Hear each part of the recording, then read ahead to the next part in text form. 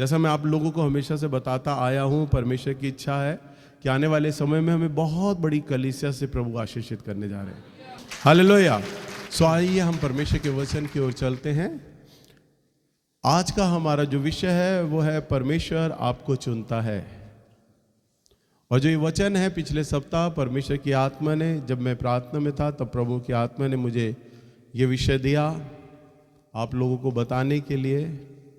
और बड़ी गूढ़ बातें हैं जो परमेश्वर ने अपने इस वचन में रखी हैं और जो परमेश्वर का आत्मा प्रकाश में इन बातों को लेकर आने वाले हैं। प्रभु अपने वचन में कई प्रकार से अपने संबंध को जो उसने हमसे रखा है उसके विषय में प्रभु हमें बताते हैं। जैसे परमेश्वर अपने आप को पिता कहते हैं और हमें पुत्र बोलते हैं। कई जगह पर परमेश्वर हमें अपने आप को किसान बोलते हैं और हमें दाख की बारी बोलते हैं। कई जगह पर परमेश्वर बोलते हैं मैं दाख लता हूँ और तुम मेरी डालियाँ हो। और कई बार परमेश्वर अपने आप को राजा बोलते हैं और बोलते हैं तुम मेरी पवित्र प्रजा हो।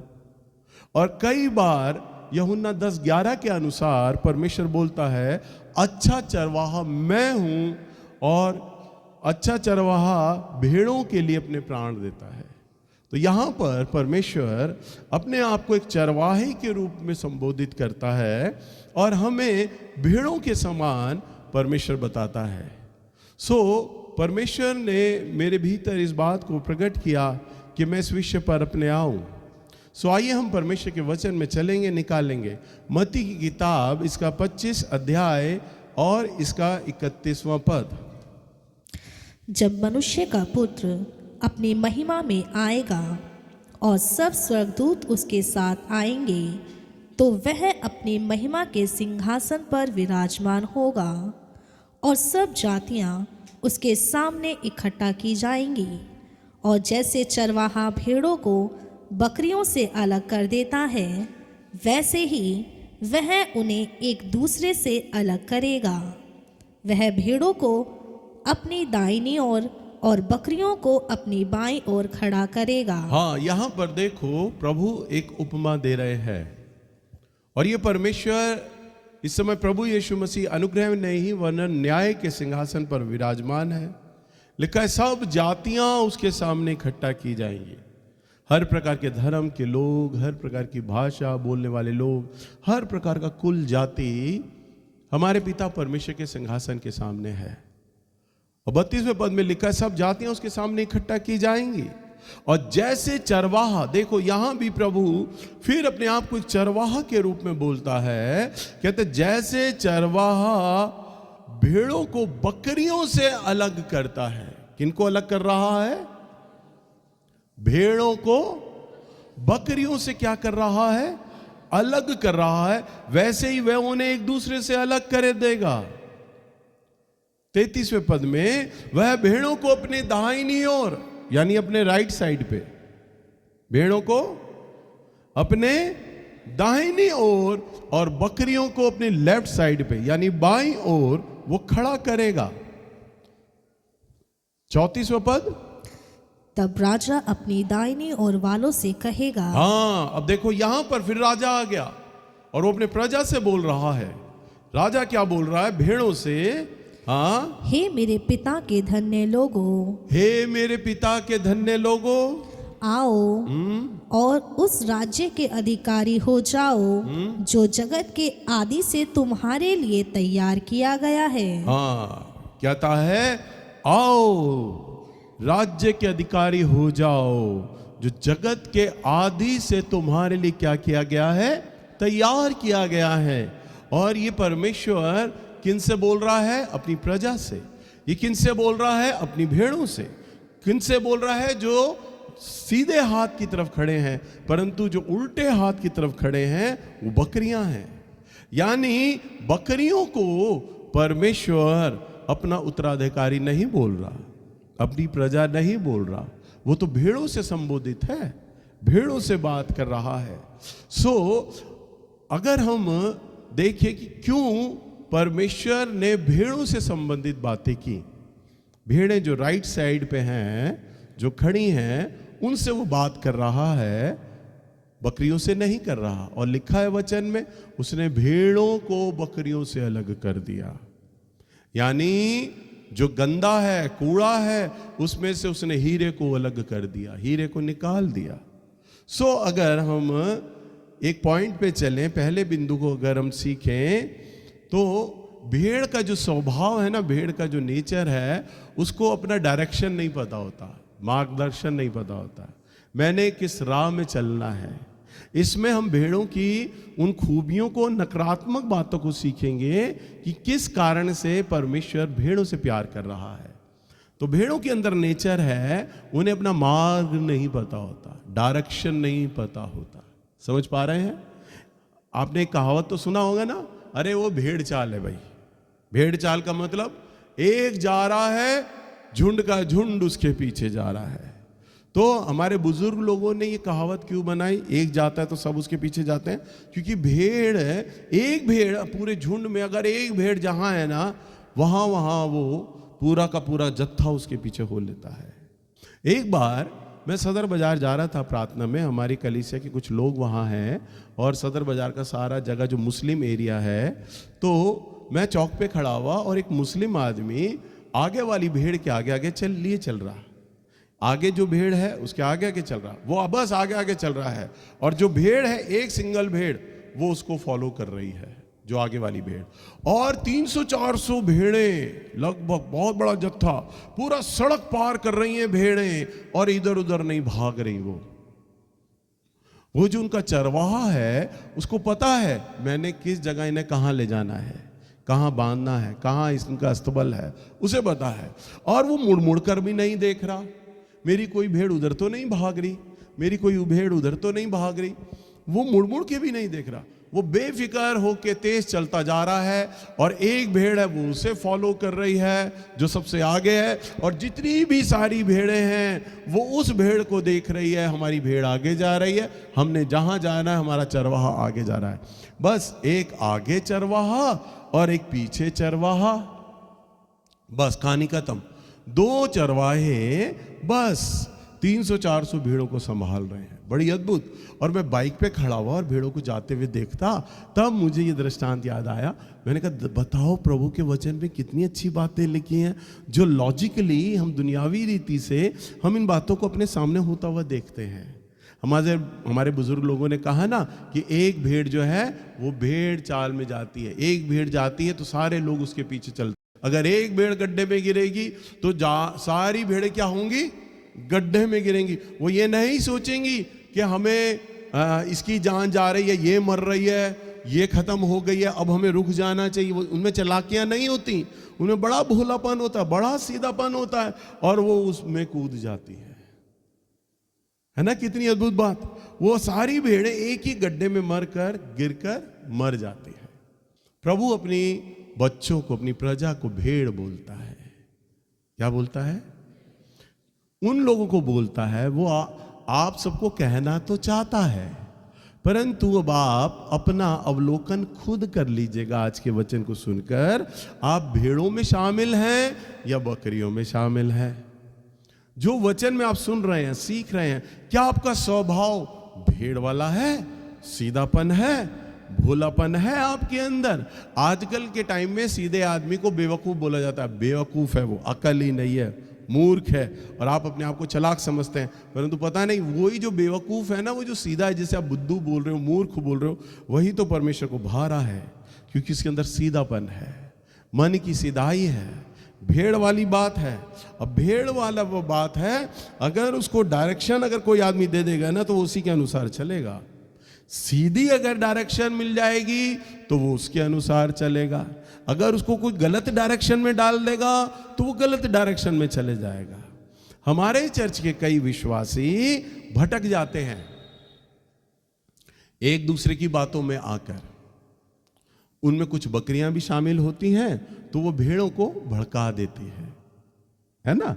अब कुछ बकरियां होती हैं, वो चालाक, चंट, चतुर सियानी होती हैं, वो तेज दिमाग वाली, क्योंकि जो चाले चलता है, चालाक होता है दिमाग से, वो तो बकरी है। परंतु भेड़ क्या है? शांत है, सीधापन है, अब एक चालाक बकरी आई, उसने कहा अरे तू पागल हो गई है, हमारे जो देवता हैं, हमारे पूर्वज हैं, हमारे ग्रह देवता, और वे बिगड़ गए हैं, नाराज हो गए हैं, अरे उस तांत्रिक पे चल, फलानी जगह चल, तू चल वहाँ पे सही हो जाएगा, देख मैं वहाँ गई थी और वहाँ पर मेरा सब कुछ ठीक हो गया। तो जो बेचारी कलीसिया की सीधी भेड़ होगी ना, तो उसको डायरेक्शन नहीं मिला। अब वो जो भेड़ है ना, बकरी के पीछे हो ली, उसे नहीं पता, वो तो सोच रही है ये भी भेड़ है, मैं भी भेड़ हूं, ये भी भेड़ है। जो सीधा आदमी होता है ना, उसे सारी दुनिया सीधी दिखाई देती है, और जो उल्टे आदमी होते हैं वो सब पे शक करके चलते हैं, क्योंकि वो उनका स्वभाव ऐसा है, उनका नेचर ऐसा है। वो कहावत है ना, चोरों को सब नजर आते हैं चोर। तो जो भेड़ है उसमें उसको सारी भेड़ें दिखाई देती हैं, उसमें बकरियां नहीं दिखाई देती, उसमें चालाकियां नहीं दिखती उसमें। तो वो किसी भी बहकावे में जल्दी आ जाते हैं, और वो किसी भी दूसरी बातों में निकल लेती हैं जो भेड़ें होती है। अब जैसे कई हमारे चर्च में भी ऐसा हुआ है, और कई जगह मैं कई पादरियों से मिलता हूं, उनके चर्चों में भी होता है।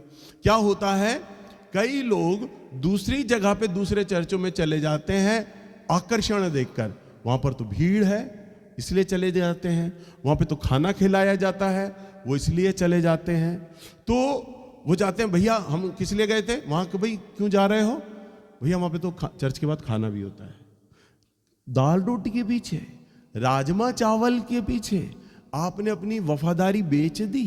याकूब ने क्या किया था, याकूब ने भी तो एक दाल के कटोरे के पीछे अपने बड़प्पन का अभिषेक को गवा दिया था, एक खाने का लालच। प्रभु यीशु मसीह ने क्या कहा, तुम मेरे पीछे इसलिए नहीं आए कि तुमने पिता के कामों को देखा, तुम मेरे पीछे इसलिए आते हो क्योंकि तुमने जंगल में रोटियां खाई हैं। हालेलुया। कुछ बकरियां ऐसी होती हैं, वो बहका देती हैं, फलाने चर्च में चलो, भैया जी वैसा नहीं है, हमारे चर्च में वो अभिषेक नहीं है, वो आशीष नहीं है। अरे आशीषें हैं, आपको दिखाई नहीं दे रही हैं, आप आकर्षण में जा रहे हो, आप बकरियों के पीछे हो लेते हो। भेड़ों को क्या जरूरत पड़ती है, चरवाहे की जरूरत होती है। हालेलुया। इसलिए हमारे जो मैं या मेरे चर्च के जितने भी प्रचारक लोग हैं, वो अलग अलग परिवारों पर निगाह लगाए हुए रखते हैं। वो आपके दुखों में शामिल होते हैं, काउंसलिंग करते हैं, आपके घर बार बार आते हैं। क्या उन्हें वो लालच होता है पैसों का, 50 रुपए 100 रुपए, क्या वो आपके दशमांश का लालच कर रहे हैं? नहीं। प्रभु ने अगर मुझे बुलाया है और मेरे प्रचारकों को बुलाया है, तो वो उन्हें खिलाना जानता है, और इतने सालों से वो खिला भी रहा है। मेरा चर्च अगर बंद भी हो जाए ना, तो मुझे और मेरे प्रचारकों को पिता खिलाता रहेगा। कोविड के टाइम में जब 8 महीने लॉकडाउन लगा था ना, तो प्रभु ने हमें भूखा नहीं मरने दिया, क्योंकि प्रभु के बुलाए हुए हैं हम। हालेलुया। अगर मैन मेड होते ना, खुद आकर हम सेवा कर रहे होते, तो कब की ये सेवा मिट जाती, खत्म हो जाती। परंतु हमारे प्रचारक या हम आपके ऊपर इसलिए मेहनत करते हैं ताकि हम जानते हैं ये हमारे सीधे और मन वाले लोग हैं, ये भेड़े हैं, ये भटक जाने वाले लोग हैं। हमें आपके ऊपर निगाह गाड़ के रखनी पड़ती है। मैं क्यों बार बार आपको बोल रहा होता हूँ, यूट्यूब पर वचन सुनो, या तो मेरे आत्मिक पिता का सुनो, या सिर्फ मेरा वचन सुनो। मैं आपको क्यों बोल रहा होता हूं, मुझे पता है आप भेड़ हो, आप दूसरे यूट्यूब पर दूसरे प्रचारक भी वचन दे रहे हैं, बाइबल से बोल रहे हैं, पर आपको ये नहीं पता शैतान ने भी तो बाइबल से ही तो प्रभु यीशु मसीह को बोला था, तेरे विषय में ये लिखा है। दूसरे प्रचारक पास्टर, आप उनका अभिषेक नहीं जानते, आप अभी इस लेवल पे ही नहीं आए कि आप अभी ये समझ पाए, सीख पाए कि इसके पास खरा सोना है या मट्टी है। आपको मालूम ही नहीं है। आपको तो हर पादरी, हर प्रभु का दास अच्छा लग रहा है, बस आपको पता ही नहीं है। इसलिए हमें आपको थोड़ा सख्त बनना पड़ता है, बोलना पड़ता है मजबूरी में कि अभी आपका वो आत्मिक स्तर, आत्मिक स्टैंडर्ड वो नहीं है, आप भटक जाएंगे। पर जो बकरियां हैं वो चालाक होती हैं। बकरियां क्या होती हैं? चालाक होती हैं। वो फुदकती रहती हैं, उन्हें चरवाहे की जरूरत नहीं होती। मुझे कई लोग मिलते हैं, कई लोग, मैं उनसे पूछता हूं आप भैया किस चर्च के मेंबर हो? भैया वैसे तो हम सेंडनरी चर्च के मेंबर हैं। मैं जब सुनता हूँ ना इसने वैसे लगा दिया तो मैं समझ जाता हूँ। मैंने कहा अच्छा भैया कभी हम चले जाते हैं अंकित सागवान के यहाँ, कभी हम अंकुर नरूला के यहाँ, किसी हफ्ते हम प्रॉफिट बजिंदर के यहाँ, और किसी हफ्ते में हम दूसरे चर्च चले जाते हैं, और फिर किसी हफ्ते एबीसी चर्च चले जाते हैं। पर भैया हमारी मेंबरशिप है ना सेंडरी चर्च में जाती है। हमारे दादा वहीं मरे थे, मेरा बाप भी वहीं मरा था, और मैं भी वहीं मरूंगा। हालेलुया। पर जाओ सब जगह रहे। क्यों जा रहे हैं? क्योंकि बकरी है, उसे एक चरवाहे की जरूरत नहीं है, वो किसी को जवाबदारी देने की जरूरत नहीं है, उसने भागना ही इधर उधर। उसने अपने लिए कोई एक जगह नहीं चुननी कि मैंने इस डायरेक्शन में चलना है, वो अपने मन के अनुसार डायरेक्शन देते हैं। हालेलुया। एक बार मेरे चर्च में एक लड़का आया करता था, उसने मेरे चर्च में आके मेरा चर्च छोड़ दिया, और वो इतना स्पिरिचुअल हो गया, इतना आत्मिक हो गया। अब आप सोचेंगे कितना आत्मिक हो गया, मेरे से भी कहीं ज़्यादा आगे निकल गया, वो तो बहुत आत्मिक। उसने मेरे चर्च आना छोड़ दिया। मैंने उससे कहा, मैंने कहा भैया तू चर्च आना क्यों बंद हो गया? भैया सुबह सुबह मेरे घर में जॉयल ऑस्टिन आते हैं। मैंने कहा तेरे घर जॉयल ऑस्टिन? मैंने कहा तेरे घर जॉयल ऑस्टिन कैसे आने लगे? भैया सुबह है ना, मैं 7 बजे जॉयल ऑस्टिन का वचन सुनता हूँ। मैंने कहा चल ये तो ठीक कर रहा है। मैंने कहा फिर सुबह 9 बजे वाले में आ जा। उसके बाद भैया जॉयस मेयर आती है। अच्छा ठीक है, जॉयस मेयर आती है। अच्छा फिर तो तू आ सकता है, चल 11 वाली में आ जा। भैया उसके बाद कैफलो डॉलर आते हैं, मैं उनका वचन सुनता हूँ। मैंने कहा अच्छा भैया संडे है ना, मेरा सारा दिन वचनों में बीतता है, संडे का सारा दिन मेरे घर में ही चर्च लगा रहता है। मैंने कहा वाह बेटा, मैं तो सोच रहा था तू मेरी भेड़ है, मुझे नहीं पता तो तू बकरा है। बकरा बकरी भी नहीं है, तू तो बकरियों का सरदार है, घर में ही चर्च लगा के बैठ गया है। हालेलुया। एक से एक महारथी आए मेरे चर्च में। हालेलुया। वो अभी तक किसी चर्च नहीं जा रहा, किसी को जवाबदारी नहीं देनी कि मैंने कहां चलना है। उस आदमी को, खाली मैं उस आदमी की बात नहीं कर रहा, बकरियों का स्वभाव होता है, उनको जैसा वो खुद अपने हिसाब से बाइबल पढ़ते हैं, और उनको जो बाइबल में अपने हिसाब से जो समझ आ जाता है वो उस पे चलने लग जाते हैं, वो उस पे चलने लगते हैं। वो किसी को अपना अगुआ नहीं चुनते। हम भी गलत हो सकते हैं, हमारी सोच गलत हो सकती है, कोई हमें तो डायरेक्शन दे, हमें तो दिशा बताएं, भैया तुम ये गलत कर रहे हो, ऐसा करोगे तो ऐसा हो जाएगा। कोई तो मेरा अनुभवी हो, कोई तो मेरा सीनियर हो, जो आत्मा से गहरा हो, जो कई सालों का, जिसके पास पिता पुत्र पवित्र आत्मा के साथ संबंध हो, वो मुझे बेहतर बताएगा इन परिस्थितियों में तुम्हें क्या करना है। परंतु नहीं, भटकने का आदत है, फुदकने का आदत है। मैंने सदर बाजार में बकरियों को भी ले जाते हुए देखा है, मुसलमानों को। और जब वो ले जाते हैं ना, तो जब बकरियों के झुंड को लेके जाते हैं ना, तो कई सारे 7-8 चरवाहे होते हैं, सबके हाथों में सोटे होते हैं।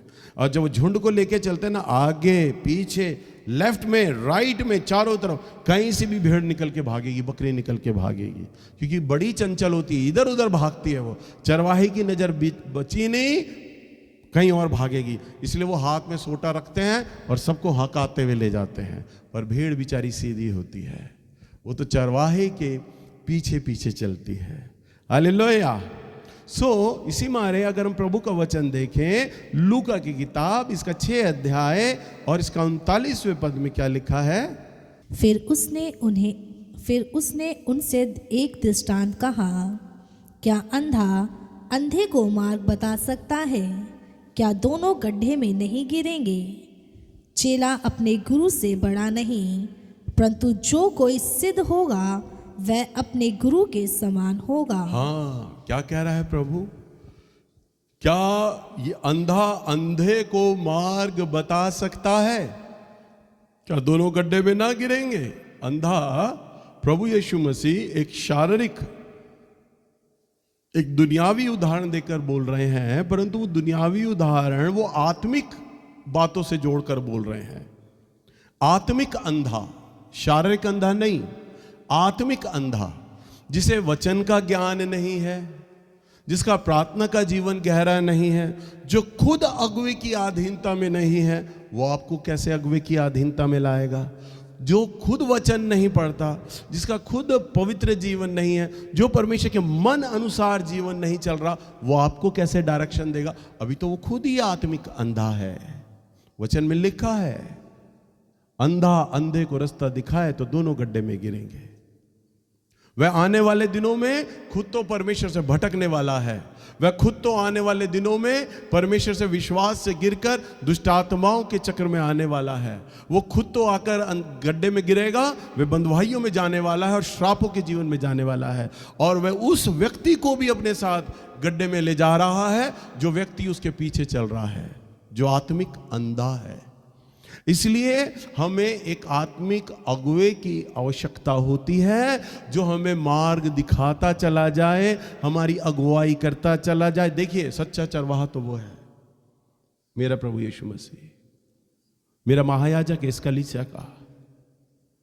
पर दुनियावी रीति से आपको सिखाने और बताने के लिए उसने मुझे याजक चुना है। कलीसिया आप मेरी हो के भी मेरी नहीं हो, आप तो प्रभु यीशु मसीह की हो, नेल्स बेंजामिन की नहीं हो। नेल्स बेंजामिन तो केवल एक भंडारी के रूप में दुनियावी एक अपना फर्ज अदा कर रहा है, बस, और कुछ भी नहीं। पर मेरी से जिम्मेदारी मेरा परमेश्वर ये लेगा, क्या तूने मेरी भेड़ों को सच्ची शिक्षा दी थी? क्या उन्हें सिखाया था? क्या मेरा वचन तूने उन्हें सही रीति से बताया? मेरा बस वो ये लेखा लेगा, क्योंकि मेरा काम है, मेरा ड्यूटी है कि मुझे भेड़ों को मार्गदर्शन करना है। और आज जो प्रभु की आशीषें मेरे ऊपर हैं, जो प्रभु मेरे को बढ़ा रहा है आत्मिक रूप से, शारीरिक रूप से, अभी बहन ने गवाही दी और आने वाले दिनों में ये गवाही एक बड़ा रूप लेने वाली है। प्रॉफिट नवीन जोगी जब हमारे चर्च में आए थे, उन्होंने भी कहा था 52 घरेलू कलीसिया। मैं कहता हूं 52 घरेलू कलीसिया नहीं, आने वाले दिनों में 5200 घरेलू कलीसियाएं कर देगा प्रभु। बहुत बड़े लोग प्रभु हमें देने जा रहा है, बहुत बड़ी संख्या में लोग हमें देने जा रहा है। क्यों देने जा रहा है? क्योंकि परमेश्वर ये जानते हैं कि ये सही सिखा रहा है, मेरा वचन इन्हें सही बता रहा है, इन्हें सही मार्गदर्शन कर रहा है। जो आशीषें परमेश्वर मुझ पर दे रहे हैं आत्मिक रूप से, मेरी ही चर्च में 5-5 लड़कियां भविष्यवाणी कर रही हैं। कभी कोई आपने ऐसा चर्च देखा जहां पर 5-5 लड़कियां भविष्यवाणी कर रही हो? देखा? आप प्रॉफिट नवीन जोगी से भी पूछेगा, आप भारत में जाते हो क्या हर चर्च में लोग भविष्यवाणी करने लग जाते हैं क्या? ये हमारी आत्मिक आशीषें हैं। प्रभु मेरे ही चर्च में कई प्रचारकों को खड़ा कर रहे हैं, आराधना होती है, आप परमेश्वर की उपस्थिति महसूस करते हैं। क्या प्रभु ने हमारे चर्च में सारा कॉम्बो नहीं दे दिया, सारा पैकेज, हर चीज हमारे चर्च में परमेश्वर दे रहे हैं? ऐसा क्यों कर रहे हैं? एक चर्च में आपको एक ही चीज मिलेगी, या तो शायद हो सकता वहां का आराधना अच्छा हो सकता वहां का वचन अच्छा हो सकता वहां चंगाइयां बड़ी हो रही हो, एक चीज मिलेगी। प्रभु ने तो हमारे चर्च में हर एक आत्मिक आशीष दी है, कुछ भी नहीं रख छोड़ा उसने, स्वर्ग उंडेल दिया है। अभी थोड़े दिन पहले ज्योति प्रार्थना कर रही थी और परमेश्वर ने उसे साफ बोला, उसने कहा ये कलीसिया मेरे मन अनुसार है, ये वचन अच्छा सीख रही है मेरी बातों को। क्यों कहा प्रभु ने? और ये जो आत्मिक आशीषें हैं प्रभु ने हमारे ही चर्च में क्यों डाल रहे हैं? और आने वाले दिनों में हम एक बड़े पैमाने पर हर एक चीज को अपने जीवन में, अपनी सेवकाई में हम देखेंगे। हालेलुया। क्योंकि आप एक अगुवे की अगुवाई में जब चलते हैं, सीखते हैं और भेड़ों के स्वभाव में रहते हैं, तो आप एक सही मार्गदर्शन की ओर चलते हैं। प्रभु यीशु मसीह ने कहा 40वें पद में, चेला अपने गुरु से बड़ा नहीं और ना कभी कोई हो सकता, परंतु जो कोई सिद्ध होगा वह अपने गुरु के समान होगा।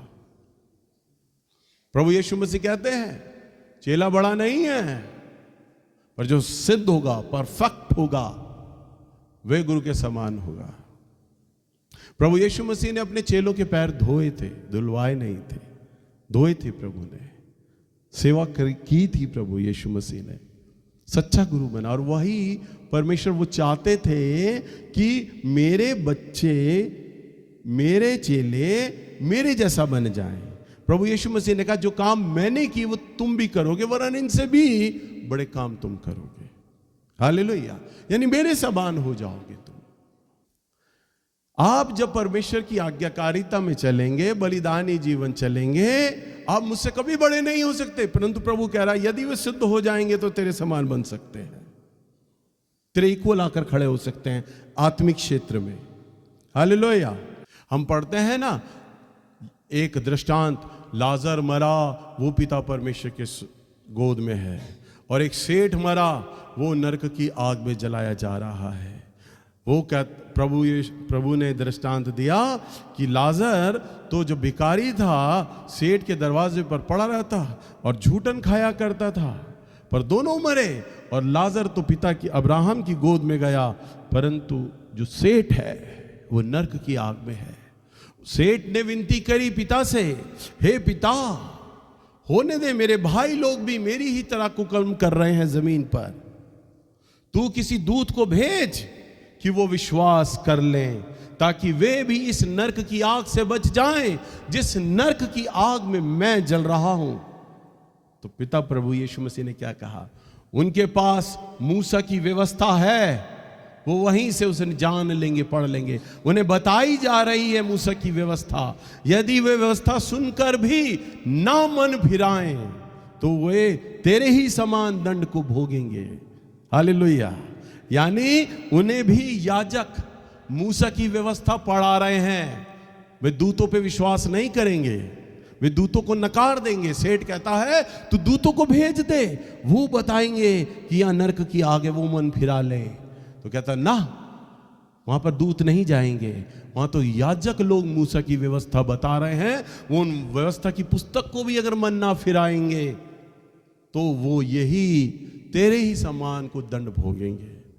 और आपके सामने मैं याजक मूसा की व्यवस्था अर्थात परमेश्वर का कलाम, प्रभु का वचन मैं आपके सामने बता रहा हूं। प्रभु जो न्याय करेंगे ना, वो इसी न्याय के अनुसार, इसी वचन के अनुसार जो आप सुन रहे हैं। अगर आप प्रभु को कहेंगे प्रभु जी आप कोई स्वप्न में दर्शन दिखा दें, दूत को भेज दे, तेरा सच्चा वचन क्या है, कलाम क्या है, प्रभु कहेगा मेरा वचन तो तुम्हारे हाथों में था, तुम्हें सुनाया भी जा रहा था, फिर भी तुमने मन ना फिराया। सो वो अपने दाहिनी ओर वाली बकरियों से बोलेगा कि तुम मेरे घराने में नहीं आ सकते, मैं तो सिर्फ अपनी भेड़ों को जानता हूं जो मेरी आवाज को सुन लेती है और पीछे चलती है। आवाज किसकी है? प्रभु यीशु मसीह की, पिता परमेश्वर की। पर यदि आप उसकी भेड़ हो और आप यहां चर्च में आए हो, मैं क्यों बोलता हूं आप आओ तो यहां प्रार्थना करके आओ, ताकि आप अपने चरवाहे की आवाज को सुनो। मैं क्यों बंद कमरे में गिड़गिड़ाता हूं, रोता हूं, उपवास करता हूं? प्रभु तेरा वचन के द्वारा प्रभु मुझसे बात कर। परमेश्वर मैं अपना ज्ञान नहीं रखना चाहता, मैं वो आवाज रखना चाहता हूं जो तेरे मन में है, जो तेरे हृदय में है। जब यहां आराधना हो रही होती है, मेरा वचन पूरा रेडी होता है, मुझे मालूम होता है शब्द दर शब्द मुझे क्या बोलना, हर एक चीज मालूम होती है, फिर भी मैं कांप रहा होता हूं और मैं प्रभु को बार बार बोल रहा होता हूं पिता मैं सिर्फ वो बातें कह सकूं जो तेरे हृदय में है, मैं वो भावनाएं बोलना चाहता हूं जो तेरे मन में समाई है, मैं उनको बोलने वाला जा रहा हूं। प्रभु मुझे सामर्थ्य दीजिएगा। मेरे मुंह खोलने तक मेरी आत्मा प्रभु से गिड़गिड़ा रही होती है, आप बोलना प्रभु, आप बोलना, आपका वचन होना चाहिए, आपका वचन होना चाहिए। और प्रभु कहते हैं जब तुम मेरे वचन को सुन रहे हो ना और नहीं मन फिरा रहे, तो तुम्हें भी वो दंड भोगना पड़ेगा। आप समझ पा रहे हैं? आज के वचन के अनुसार आप अपने आप को जांचिए, तोलिए, चेक करें आप कहां खड़े हैं। क्या आप भेड़ हैं? अभी अभी जो नेचर बताए गए हैं, जो स्वभाव बताए गए हैं, क्या आपके अंदर पाए जाते हैं, या आप बकरियों के समान हैं? आप आवाज को सुन के अनसुना कर रहे हैं।